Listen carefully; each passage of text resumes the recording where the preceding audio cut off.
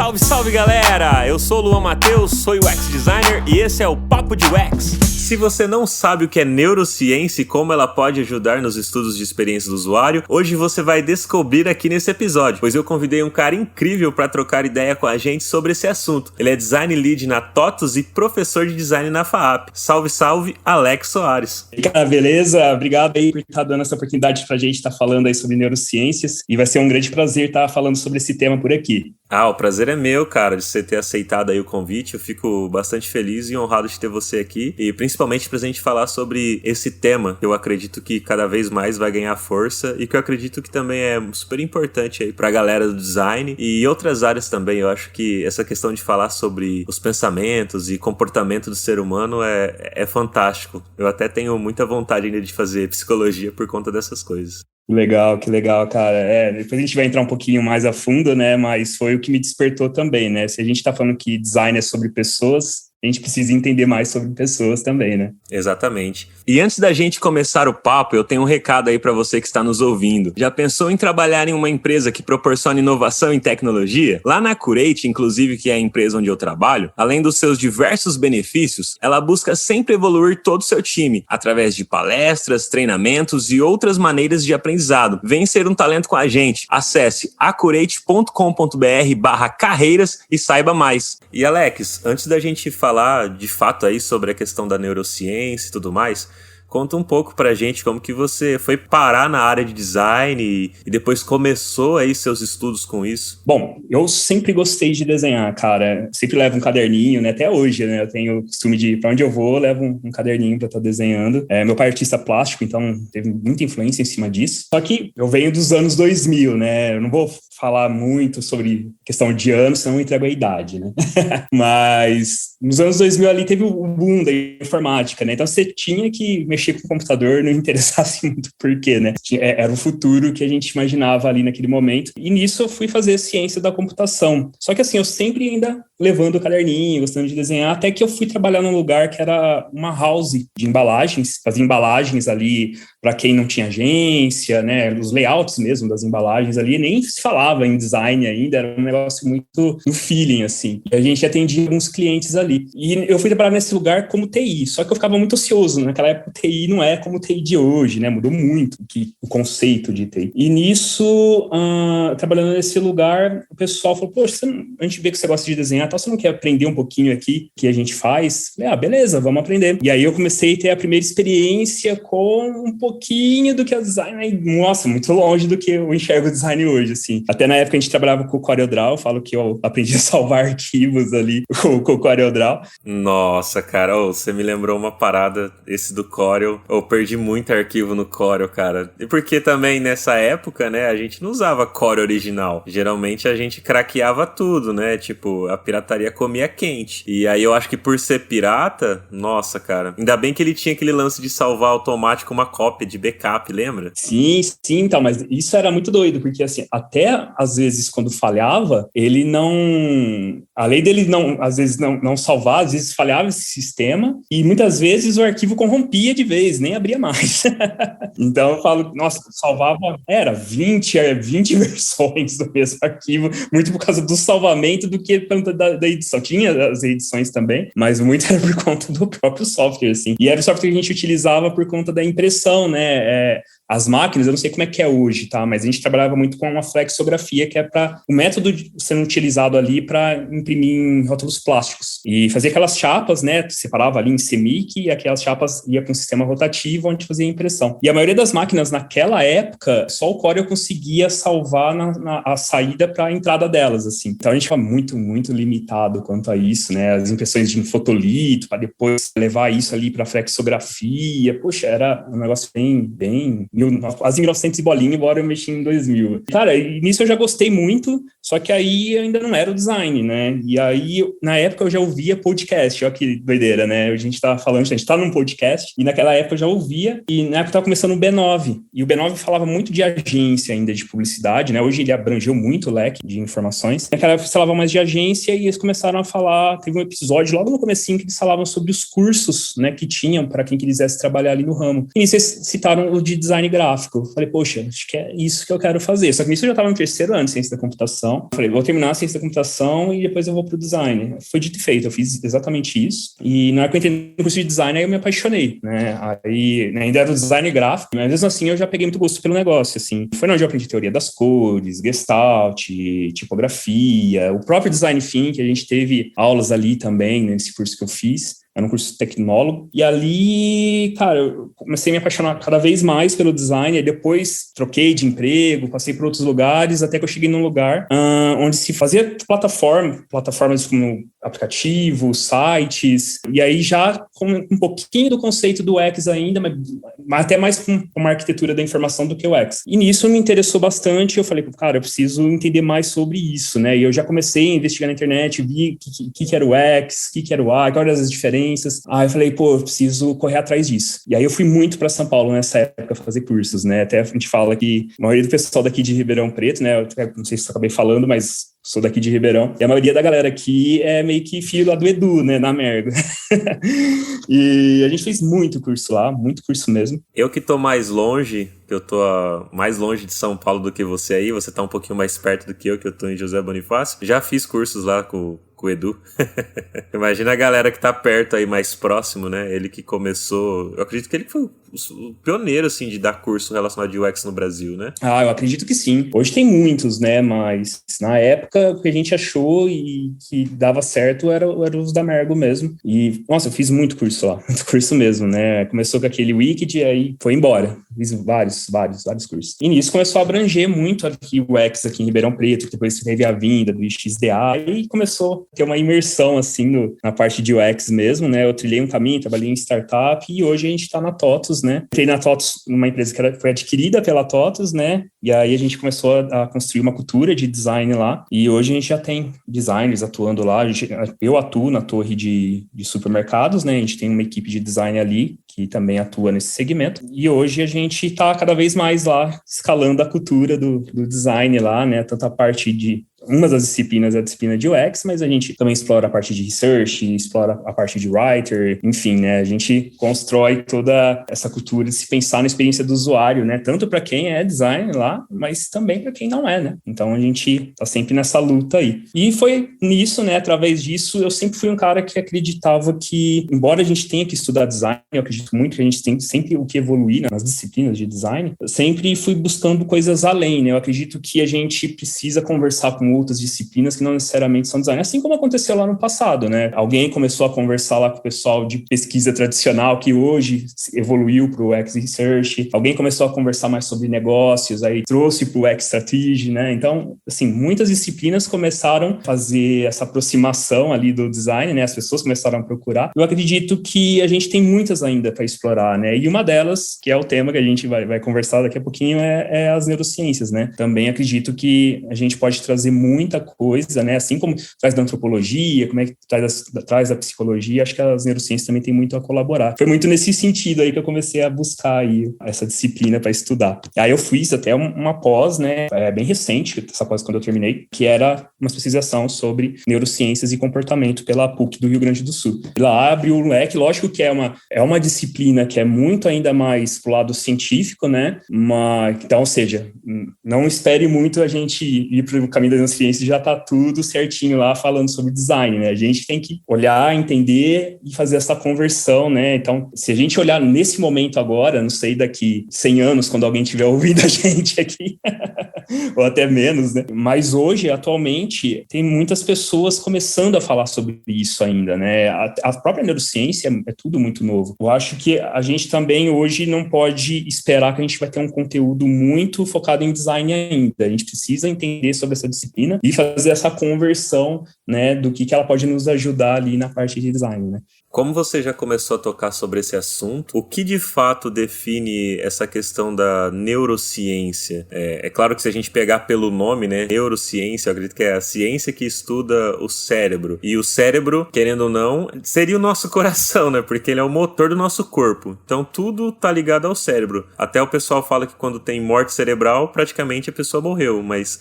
a gente consegue fazer transplante de coração, mas por enquanto ainda não tem transplante de cérebro, né, porque é meio que impossível, pelo menos por enquanto, né, não sei no futuro aí quem tá ouvindo, quem tá ouvindo a gente aí, sei lá, 1000 anos depois, pode ser que isso já esteja acontecendo, que eu acho que é muito complicado acontecer, mas tudo bem, a gente pode duvidar de muita coisa, né. O que é, então, essa neurociência, né, porque o cérebro, ele é muito complexo de se entender, de se estudar, até hoje tem muitas vertentes dentro dessa questão de estudar o cérebro. Seria alguém que faz psicologia, que tá estudando neurociência? Seria alguém que, sei lá, faz algum outro tipo de curso? O que é, assim, como que é definido isso, pra ficar mais claro pra galera que tá nos ouvindo? Bom, basicamente é o campo que estuda o sistema nervoso, né? Então, a gente tem alguns aspectos que colaboram ali para a neurociência, né? Tem tanto o aspecto da mente nossa em si, né? O estudo da nossa mente, mas também tem todo o esquema do cérebro comandando todo o restante do nosso corpo, né? E isso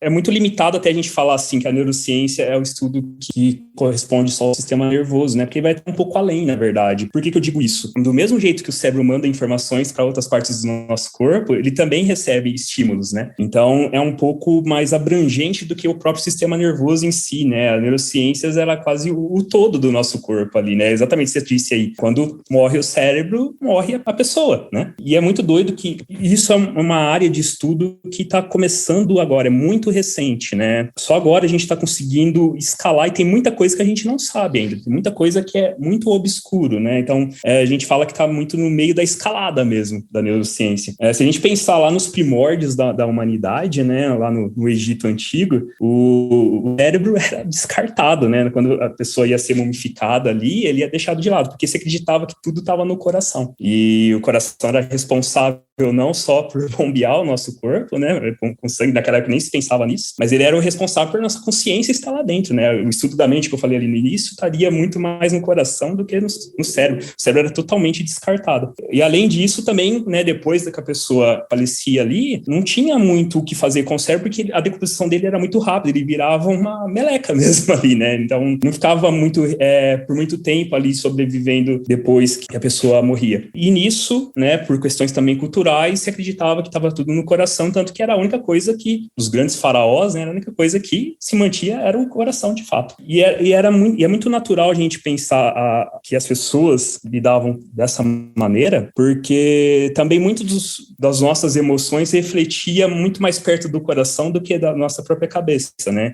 Então, por exemplo, quando a pessoa sentia medo, dava aquele frio na barriga, falava, pô, tá mais perto do coração do que do próprio cérebro. E então, era comum as pessoas analisarem dessa maneira, através da própria reação que era física, né? Não era uma interpretação do que era o cérebro e tudo mais, então se lidava muito mais com o coração mesmo. E isso persistiu por um tempo, cara. Não ficou restrito só ao Egito Antigo, né? Então a gente teve muito impacto da própria religião, e eu não quero falar mal de nenhuma religião aqui, mas teve muito essa questão da própria religião do catolicismo, né? Que durante muito tempo impediu que a gente estudasse mais sobre a neurociência. Porque para a gente estudar o cérebro, a gente teria que abrir a cabeça de uma pessoa, claro, depois de morta ali, e estudar realmente aquele órgão, né? Só que por conta das crenças religiosas da época, era impedido de fazer isso, porque se acreditava, né, de uma volta da pessoa no futuro. Então, é meio antirreligioso fazer isso, né? Então, por muito tempo, a gente não conseguiu estudar o cérebro. Por isso que ele é muito novo, né? Por isso que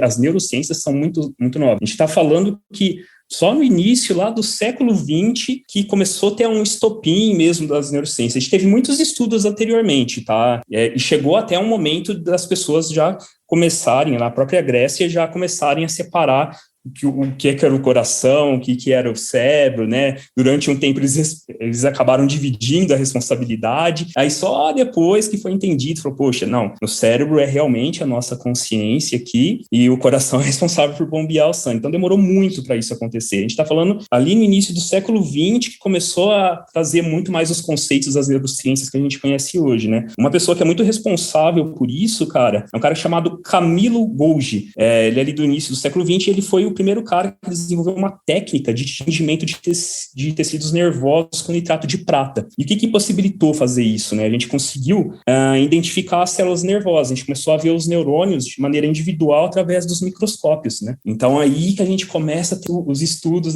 das neurociências mais próximos do que a gente conhece hoje, só que muito ainda é a ser descoberto. A gente tem muito pouco porque demorou-se muito para a gente começar a estudar o cérebro. Até quando eu falei, né, da questão das religiões estar impactando ali o estudo das neurociências, você vê que a gente teve um avanço muito maior na própria astronomia, né? Porque se acreditava que se a gente olhasse para as estrelas, a gente estava mais próximos de Deus, né? A gente estava entendendo mais as questões de Deus. Então, por isso, olhar para nós mesmos utilizando o cérebro foi impossibilitado por conta dessa maneira de pensar, né? E hoje, né? Hoje a gente está ainda numa busca, a gente está entendendo muito ainda o que é as neurociências, mas a gente tem muito um caminho para descobrir ainda, cara. Sim, bacana, cara. Isso aí que você comentou com respeito às religiões, a gente pega mesmo o que você falou com questões que a gente não tinha o entendimento, que era o cérebro que mandava todos os comandos pro nosso corpo. No próprio cristianismo, ali na Bíblia, você pega textos mais antigos ali do Velho Testamento, que eles falam, né, do sentimento, tudo pelo coração, sabe? Tem passagens que fala que Deus sondava os rins e os corações e tudo mais, sabe? Então você vê que o pessoal usava isso, né, pra poder identificar um tipo de sentimento onde o nosso sentimento tá tudo no nosso cérebro. Sim, total. E até se trazendo isso, né, teve por muito tempo, e até hoje, cara, ainda eu vejo muito as pessoas dividindo, né, falando, tem aquele velho mito, né, tem uma parte da cabeça que é mais, do cérebro que é mais racional, outra que é mais emocional, e não é isso, né. Então se teve muito, e esse foi até uma outra complicação, né, das neurociências ali, né? Não foi só a parte da religião, mas também a gente teve muitas pessoas que hoje o pessoal chama de fake news, né? Naquela época o pessoal chamava de charlatões, né? Então teve muita gente com charlatanismo nos estudos das neurociências, né? Ao ponto das pessoas quererem identificar pelo formato da cabeça se a pessoa era mais inteligente, se a pessoa era mais racional, né? Pelo formato da cabeça. Olha que loucura, né? Então teve muito esses outros impactos de maneira negativa para a gente não começar a estudar as neurociências. Então, só depois, no século XX, cara, a gente tá falando de século XX para a humanidade, é logo ali, né? Foi ontem, né? Então, demorou muito para estudar. Por isso que ainda a gente, relativamente, ainda conhece pouco, né? A gente conhece muito sobre a anatomia do cérebro, mas ainda conhecemos muito pouco, né? E acho que isso é bom também, por outro lado, que abre um leque de oportunidades também, né? Para a gente cada vez mais investigar, entender até mais sobre quem nós somos, né? Sim, quando eu descobri também a questão que a gente vai construindo quem nós somos através das emoções. Eu lembro uma vez um professor que eu tive de teologia, ele até perguntou assim, você lembra o que você comeu há 4 dias atrás no almoço, por exemplo? E aí, às vezes as pessoas, nem lembravam, assim. Aí perguntou, mas você lembra o que aconteceu em 11 de setembro de 2001? Aí todo mundo lembra, porque foi uma emoção muito forte. E aí as nossas memórias, elas são salvas de acordo com impactos de emoções que a gente tem. Aí eu falei, nossa, cara, isso a hora que a gente descobre isso, parece que faz que é igual aquele meme daquele boom do cérebro, né? É muito louco isso, cara. Porque aí você começa a ver que muita coisa faz sentido, né? Quando você descobre essas paradas, assim. Sim, sim. Depois a gente vai entrar um pouco no mérito de memória, mas exatamente isso, né, cara? A gente consegue ter memórias, vários tipos, né? E essas memórias, elas são acionadas através desses gatilhos mesmo, né? Que louco, cara. E como que esses estudos da neurociência podem estar ajudando um designer para projetar uma solução que proporcione ali uma melhor experiência durante a interação daquela solução que está sendo desenvolvida, cara? Isso, como eu disse antes, foi o que me motivou a ir atrás das neurociências, né? Eu acho que, de novo, a gente pode estudar várias coisas relacionadas às disciplinas de design e eu tô muito longe de saber, 10%, 5% do que o design pode oferecer. Mas eu acredito muito dessa junção de disciplinas, né? E foi a busca que eu comecei a ter ali pelas neurociências, principalmente quando me estralou ali, falei, cara, design é sobre pessoas, né? Mas, como eu disse, hoje ainda a gente está com um negócio muito pioneiro, né? Dessa disciplina tá perto do design. Tem poucas pessoas ainda falando sobre isso, né? Mas dá já para a gente começar a investigar através de outros estudos, né? Lógico, a gente não vai ter recursos como um laboratório científico, né? E quando eu digo recursos, eu me refiro até mesmo a cientistas especializados em neurociências, né? Que realmente são neurocientistas. Mas eu acho que a gente consegue entender um pouco melhor sobre o cérebro humano lendo esses estudos, né? Que a gente já tem disponíveis hoje, embora tenha uma grande ressalva aqui. Não leve como esses estudos como uma verdade absoluta também. Por quê? Porque como é uma disciplina relativamente nova, a gente ainda está aprendendo sobre muitas coisas. Então, se for ler, também se mantenha a atualização desses estudos, né? E dessa procura em si. É muito importante também.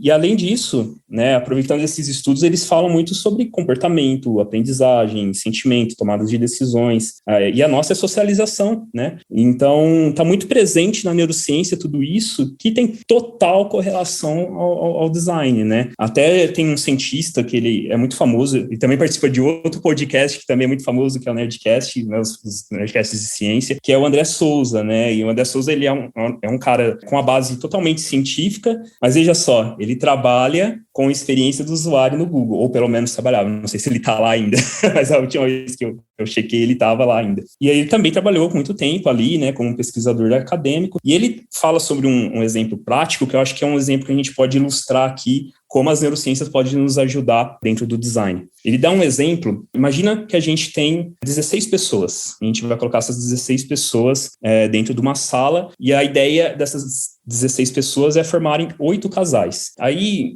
whatever, a questão de que gênero é qual, a gente vai formar 8 casais, ponto. E a base desse raciocínio é entender como é que acontece a atração para se formar esses 8 casais, né? Quando a gente pensa em atração, a gente também pensa em qualidades, e essas qualidades podem ser de acordo com cada uma das culturas, né? Então, tem gente que se atrai para uma pessoa mais bem-humorada, uma que é mais inteligente, enfim, as qualidades podem ser diversas. Quando a gente olha para esses casais, a gente vai ver que vai ter o interesse dos casais ali que vão se formar porque tem mais qualidades. Então, quem tem mais qualidade vai se interessar por quem tem mais qualidade. E quem tem menos qualidade vai se atrair por quem tem menos qualidade, porque basicamente é o que tem, né? E ali a gente tem um miolo desses casais, né? E nesse miolo, o que eu quero dizer? Essas qualidades não são muito bem definidas, o que atrai para um e o que atrai para o outro, né? Então pode ser que tenha uma qualidade que chama mais a atenção de um do que chama a atenção do outro. Então começa a virar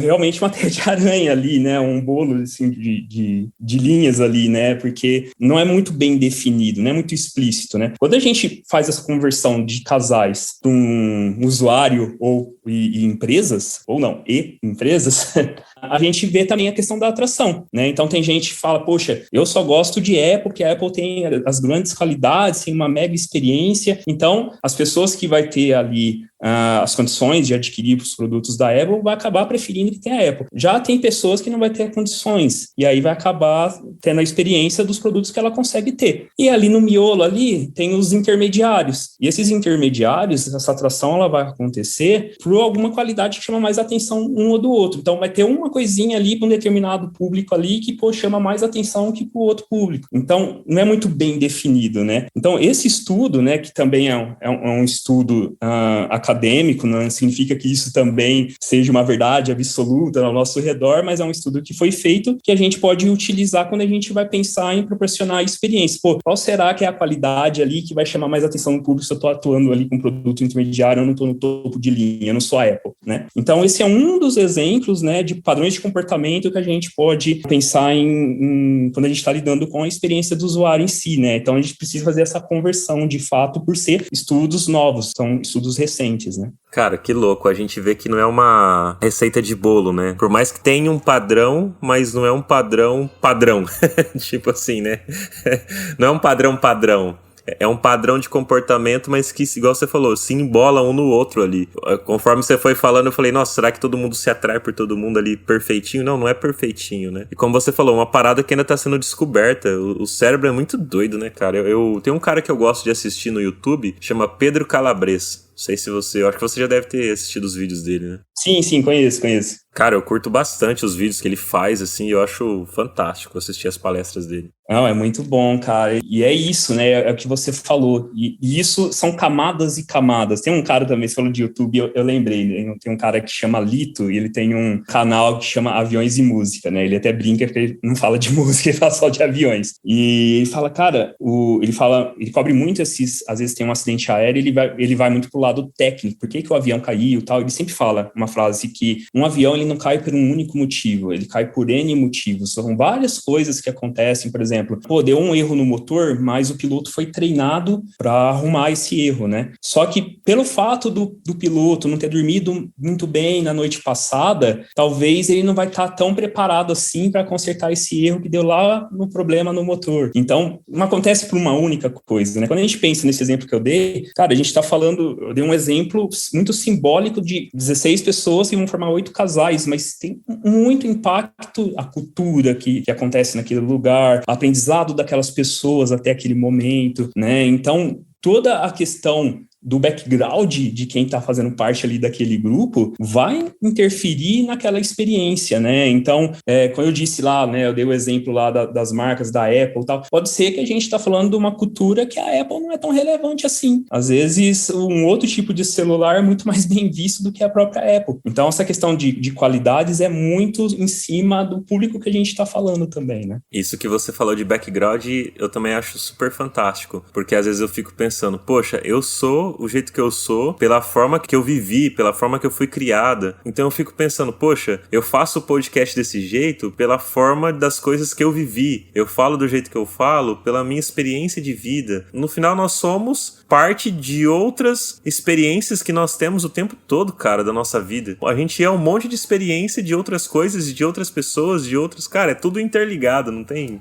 jeito, né? É muito doido. Eu fico viajando nessas paradas aqui. Eu ouvi uma frase recentemente, cara, que o cara falou assim, as pessoas, quando elas partem dessa vida, né, e aí a gente não sabe o que tem do outro lado, mas quando elas partem dessa vida, elas não morrem, elas ficam na convivência. Então, essas lembranças, essas memórias afetivas que a gente constrói, elas estão presentes, né? Então, vai ser muito comum você passar depois para uma outra situação que você fala, nossa, essa pessoa que era muito querida para mim, acabou de me remeter a essa lembrança por causa dessa experiência que eu estou vivendo agora. Então, a nossa personalidade, toda a nossa vivência, e aí isso a gente pode ver pelo lado positivo e também pelo lado negativo, depois a gente vai entrar um pouco mais nesse mérito, mas são formadas exatamente de experiências, cara. É total o que a gente vivencia é o que vai construindo o que a gente é hoje, né? Cara, é muito doido, né, cara?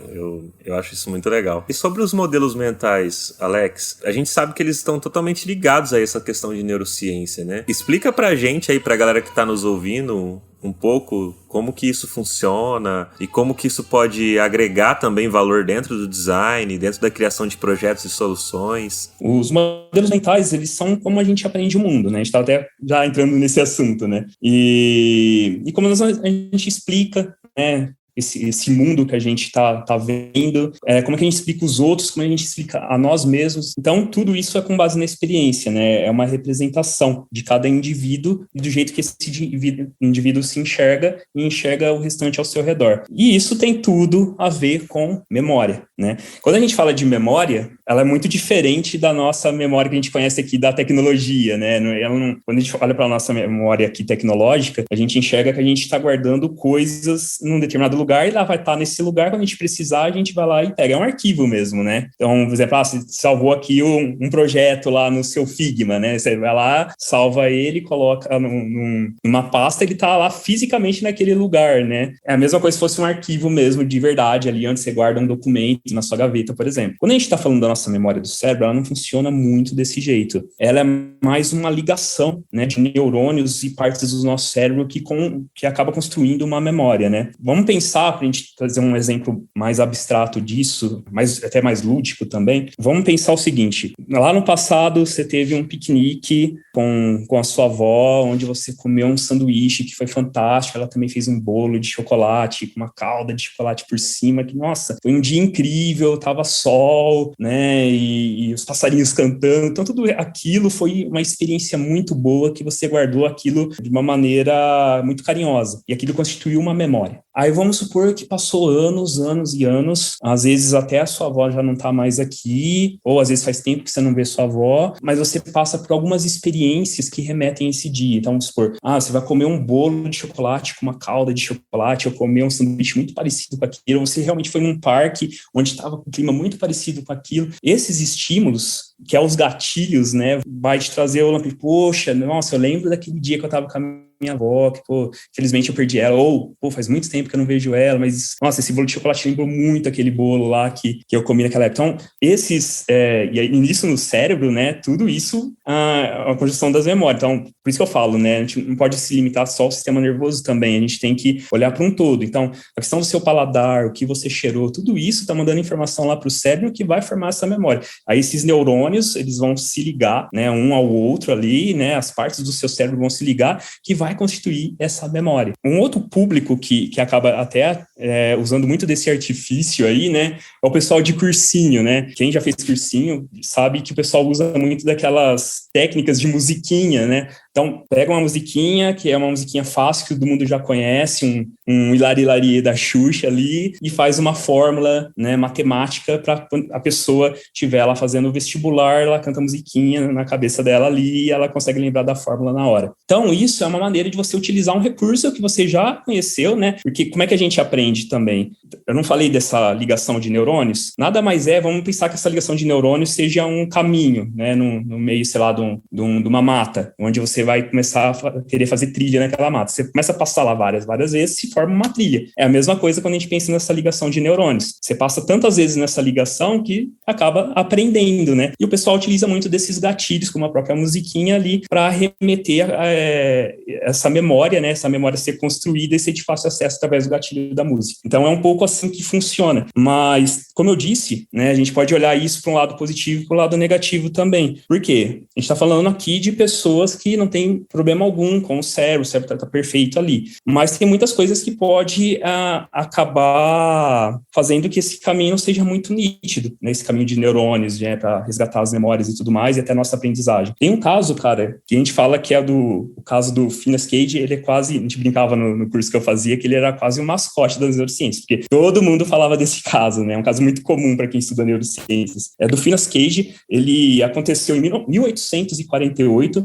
ele é um operário que ele sofreu um acidente com explosivos, e aí uma barra de metal perfurou a cabeça dele, bem aqui na parte da região dos lóbulos frontais, né, bem aqui na testa aqui, né, e perfurou até saindo pela bochecha. E esse acidente acabou danificando a parte aqui dos lóbulos frontais, né, então onde está o córtex pré-frontal, que é responsável pelo nosso entendimento do que é certo, do que é errado, e ele era, antes do acidente, ele era um cara completamente amoroso, né, um cara muito social, todo mundo gostava dele. Depois que ele sofreu o acidente, ele mudou totalmente o comportamento, né? Então, as questões relacionadas às emoções, personalidade, a interação social foi comprometida. Ele se tornou um cara mais amargurado, ele não aceitava muito conselho de ninguém, e mudou completamente o comportamento dele. Então, isso interfere na maneira de como ele aprendeu, né? Então, uma parte do cérebro que foi danificada, por mais que ele continuou vivendo, né, mudou completamente as origens que ele é. E isso, a gente está falando de um acidente que aconteceu.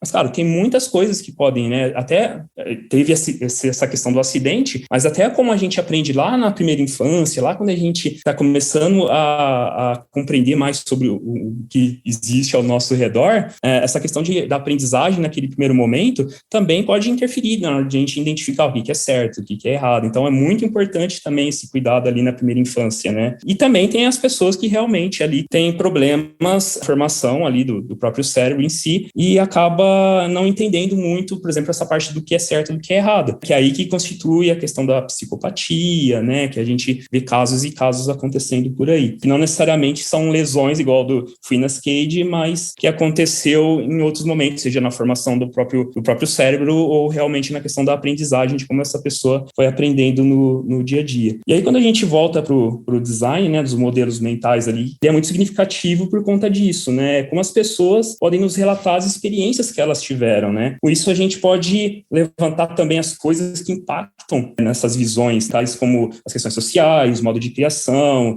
e ambientes, são essenciais quando a gente considera que a gente está construindo uma experiência. Principalmente em etapas de pesquisa, cara, eu acho que é onde a gente tem que mais explorar essas questões. Isso que a gente não pode deixar o lado ali demográfico, de onde essas pessoas vieram, como é que elas se formaram até aquele momento, de lado quando a gente está fazendo pesquisa. A gente precisa entender mais sobre essas questões para a gente conseguir fazer uma experiência que seja mais assertiva com um determinado público. Cara, olha que louco você falando sobre essas questões de regiões demográficas, né? Já vi muitas pessoas comentar que às vezes não precisa você estar pesquisando tão a fundo isso, por exemplo, quando vai se criar uma persona, por conta, dependendo do tipo de projeto que você vai fazer. Mas parando para pensar isso que você falou sobre a questão, que até mesmo a gente comentando aqui que nós somos as experiências que nós vivemos, faz total sentido saber o ambiente que ela está, que ela vai usar aquela solução, se a gente parar para pensar, porque isso vai afetar diretamente essas emoções que ela vai ter ao usar essa solução que a gente está desenvolvendo. Exatamente. É muito importante, a gente não pode deixar de lado, porque isso vai dizer muito sobre o comportamento desse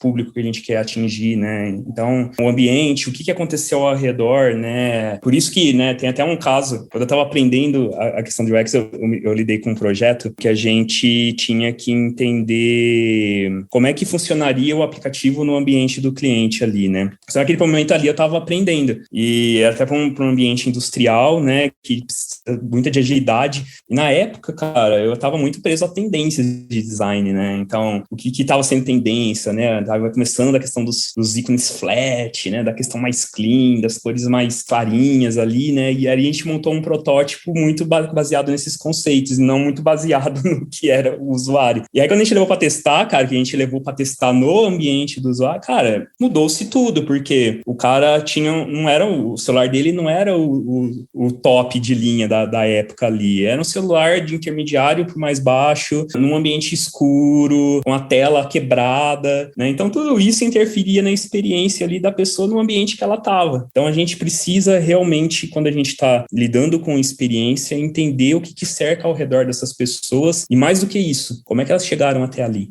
Sim, com certeza, cara. E falando de tudo isso, cara, como que um designer pode começar? Por onde ele vai? Que tipo de material ele vai estudar? Link na internet? Onde que ele vai achar isso para poder, de fato, quando ele for fazer essa pesquisa, levar esses pontos em considerações que você está fazendo? Ou ele tem que fazer igual você, ir lá fazer uma pós-graduação para conseguir ter essa bagagem para criar soluções mais inteligentes e que possa, de fato, gerar uma melhor experiência para as pessoas ali quando elas forem usar essa solução, cara? O conselho que eu dou, eu acho que assim, né, não necessariamente você precisa fazer uma pós de neurociências, né, até porque eu não me considero um neurocientista, né, eu fui um cara que foi fazer uma especialização muito para trazer esse conhecimento das neurociências pro próprio design. Dito isso, cara, como eu disse lá no início, né, em alguns momentos também é muito novo. O que eu faria é buscar realmente artigos, tem muito artigo bom, mas busque artigos também de credibilidade, né, tem muita coisa no Medium também, mas eu acho que nesse momento aí também tem que fazer uma seleção, mas eu até apostaria mais nos artigos científicos, por quê? Porque são neurocientistas de fato que trabalham ali e geram muito conteúdo, né? E eu tô falando isso contra mim mesmo, porque eu também escrevo artigos no Medium de neurociências, mas se eu estivesse começando a estudar, eu iria até mais para esse ramo do científico e fizesse essa correlação com o design mesmo. Vai ter que converter os assuntos, não adianta. A gente tem muito pouco material ainda falando sobre design, e eu vou dar um grande spoiler aqui e também anunciar uma grande novidade aqui no seu podcast. Eu estou escrevendo um livro da Casa do Código, né, do Grupo Alura, sobre neurociências e design, né, justamente porque eu enxergo que ainda a gente não está ainda explorando, tem pouca gente falando ainda sobre esse assunto. Então, logo a gente vai ter um livro no início ali do desenvolvimento. Eu quero o meu autografado, hein? Legal, legal. Nem vem, com dedicatório e tudo, porque eu vou ser um dos primeiros a comprar aí pra receber essa dedicatória. Não, com certeza, vai ter.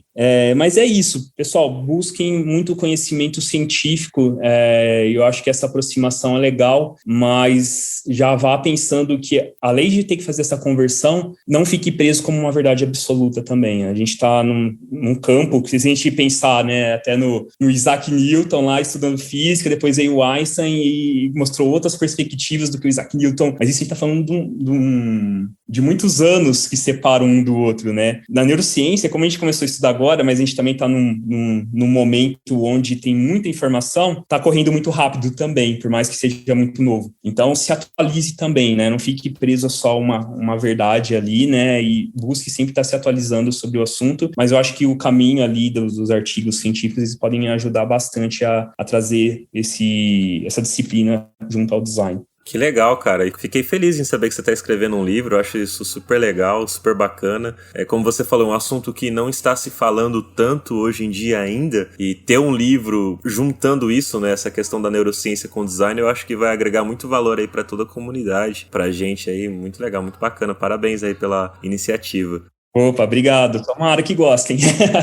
Ah, com certeza vai ser massa, cara. Esses nomes desses artigos ou desses autores aí que escrevem esses artigos, você tem aí pra passar pro pessoal que tá nos ouvindo, dar uma googada lá e pesquisar? E tem, sei lá, um passo a passo. Eu sei que talvez não vai ter uma receitinha de bolo, mas assim, tipo, primeiro faz isso aqui, lê esse artigo, aí com base nesse artigo você começa depois ir para um outro, ou autores, né? Porque às vezes tem autores que são mais difíceis do que outros de você ler e entender aquilo que ele está transmitindo. Não sei se também aí nesse campo da neurociência dessa forma é um pouco diferente. Eu vou pegar para falar para você dos 3 livros que começaram a me motivar aí para o ramo da neurociência. O primeiro livro é Uma Viagem pelo Cérebro, a Via Rápida para Entender Neurociência, que é da Carla Tipo. A Carla Tipo é uma das grandes divulgadoras da neurociência no país, e esse livro ela escreve com muita leveza e de uma maneira muito didática toda uma jornada do que a gente conhece de neurociência hoje. Então talvez é um dos livros que eu indicaria muito para quem está começando a ter uma imersão nesse mundo, né, e quer saber um pouco mais de como funciona o nosso cérebro, né, e como é que funcionam também os estudos em cima dele, tanto a questão da mente, também como a questão da colaboração dele com o restante do nosso corpo, porque eu não diria que nele manda no nosso corpo, é uma colaboração porque ele também recebe muita coisa, né? Então, é um dos livros que eu acho que é muito didático e funciona muito para quem está começando. Tem um outro livro também que chama Neurociências, Desvendando o Sistema Nervoso. Esse livro, ele é mais pro lado científico, então ele vai trazer muito essa questão que a gente estava comentando aqui dos artigos, mas ele é um livro muito didático também, não é um livro fácil de ler, não é um livro muito complexo. É um livrão, é bem grande, mas vale a pena, é uma leitura muito bacana, assim. Quando eu fui escrever o TCC lá da pós, foi muito, muito bom para mim, assim, foi uma grande fonte. E tem um livro que não é muito sobre neurociência, mas tem uma correlação, que até você falou, né, sobre o pessoal de psicologia. Olha que engraçado. Na pós que eu fiz, tinha eu que era designer, tinha psicólogos, a maioria eram psicólogos, mas tinha pessoas que lidavam com teatro, pessoas que eram advogados, pessoas que trabalhavam na área de negócios. Então, assim, é novo, mas eu acho que tem muita gente querendo saber mais, sabe? Dito isso, tem um livro que é muito bom, que chama Psicologia Aplicada ao UX Design. Esse livro também foi traduzido, acho que recentemente. Bem legal também, porque ele traz alguns conceitos ali da psicologia que conversam muito com a neurociência, e eu acho que vale a pena a leitura também, né? Ele não é nenhum desses livros, de novo, vai ter questões muito práticas relacionadas ao design, de ferramentas e tal, mas vai ter muito a questão dos conceitos que a gente pode trazer ali, né, que a gente está desenvolvendo um projeto de design. Então, vale muito a pena. Maravilha, e a ideia é essa, né, como ainda é um assunto novo dentro do campo do design, assim como é dentro de outros campos, igual você falou, poxa, tinha galera ali, advogado, psicólogo, outras áreas fazendo também pós de neurociência, vai da pessoa que estiver lendo aí, do designer que está lendo, ter insights legais, assim como você, de também escrever livro, escrever artigo, criar, sei lá, um podcast só sobre neurociência. Então, isso que é bacana, né, a possibilidade de um campo novo que ainda está sendo explorado. Então é a oportunidade de você ver aí e começar a explorar sobre esse assunto. Isso que eu acho bacana também, né?